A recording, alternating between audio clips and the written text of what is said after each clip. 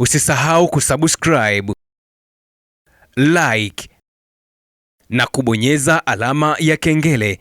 Asante. Na mtazamaji, karibu sana katika taarifa za hivi punde, na juu ya taarifa zetu kutoka Yuhoma TV ni juu ya shambulizi kubwa ambalo limefanywa na jeshi la Iran katika kituo cha tafiti cha nishati cha Israeli katika mji wa Dimona, ambapo taarifa zinasema kwamba jeshi la Iran kupitia vikosi vyake vya IRGC, walinzi wa mapinduzi ya Kiislamu, wametekeleza shambulizi kubwa katika mji wa Dimona karibu na kituo kikuu cha Israeli cha kufanyia nishati za silaha nzito za nyuklia. Katika shambulizi hilo la jeshi la Irani, IRGC limehadifiwa kuua raia wapatao 47 waliokuwa katika maeneo hayo ya kituo hiko cha tafiti za silaha za nyuklia. Afisa mwandamizi wa kikosi cha IRGC akiliambia shirika la habari la Mashariki ya Kati AFP amesema kwamba shambulizi hilo la kombora katika kituo cha tafiti cha nyuklia limekuja kufuatia kile amesema kulipiza kisasi kwa mashambulizi kwenye eneo lake la nyuklia huko Natanz.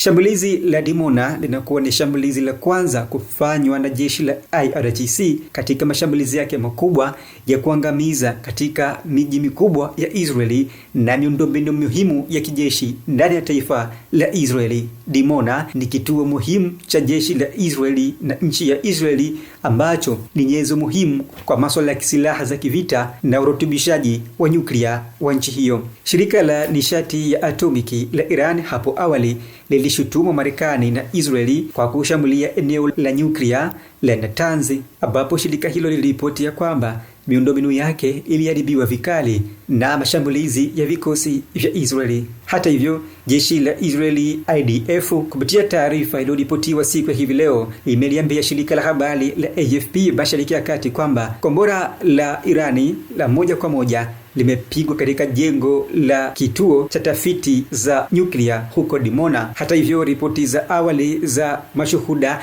na waokoaji katika eneo hilo ziliripoti ya kwamba karibu watu 33 wamenusulika kifo katika shambulio hilo la Irani kufuatia shambulizi hilo la jeshi la Irani la walinzi wa mapinduzi ya Kiislamu IRGC. Televisheni ya serikali ya Irani imesema ya kwamba shambulio hilo limefuata ikiwa ni jibu la pamoja na jibu la wazi la shambulio la awali la jeshi la Israel IDF huko Natanz. Kufuatia shambulizi hilo, mkuu wa shirika la ulinzi wa nyuklia la Umoja wa Mataifa Rafael Gross ametoa wito kwa mataifa hayo hasimu kujizuia kijeshi, kile amesema, ili kuepuka hatari yoyote ya ajali ya nyuklia. Hata hivyo, katika taarifa ya Irani ya awali inayoeleza juu ya kushambuliwa kwake awali, inasema ya kwamba kituo cha Natanz ambacho kimeshambuliwa na jeshi la Israel IDF kinahifadhi mitambo ya chini ya ardhi ili kurutubisha uranium na kwa ajili ya mpango wa nyuklia wa Irani unaozaniwa kuwa tayari katika vita vinavyoendelea dhidi ya Marekani na Israeli.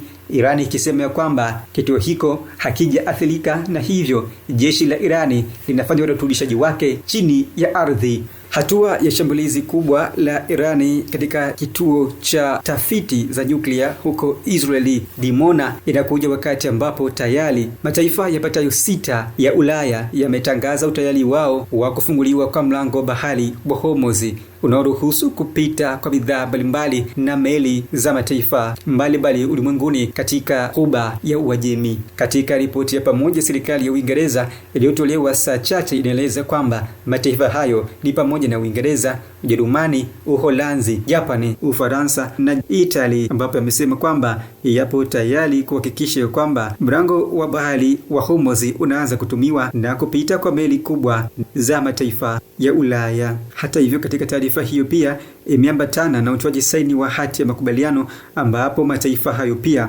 yametia saini hati hiyo wakilani vikali kuwekwa kwa mabomu na mashambulizi ya ndege za pasi na rubani, yani droni, pamoja na makombora, wakishinikiza kufungwa kwa mlango huu wa bahari wa Hormuz kupita kwa meli za kibiashara katika eneo hilo. Sambamba na hilo, mataifa hayo pia yameitaka Irani kile imesema kuacha mara moja vitendo vya uchokozi na kuzingatia azimio la Baraza la Usalama la Umoja wa Mataifa la nambari 2817. Mlango wa bahari wa Hormuz ni mojawapo ya njia muhimu za usafiri wa baharini duniani, unaunganisha ghuba ya Uajemi na ghuba ya Omani na bahari ya Kiarabu. Taarifa ya pamoja ya mataifa ya Ulaya juu ya utayari wake wa kuachia kwa mlango wa bahari wa Hormuz inakuja wakati ambapo mvutano mkali umeibuka baina ya mataifa yenye uhasama, Irani na Marekani na Israeli, juu ya vita vyake vinavyoendelea katika fukuto la vita lililoibuka Februari 28 mwaka 2026 kufuatia kifo cha kiongozi mkuu wa Irani Ayatollah Said Ali Khamenei. Hadi sasa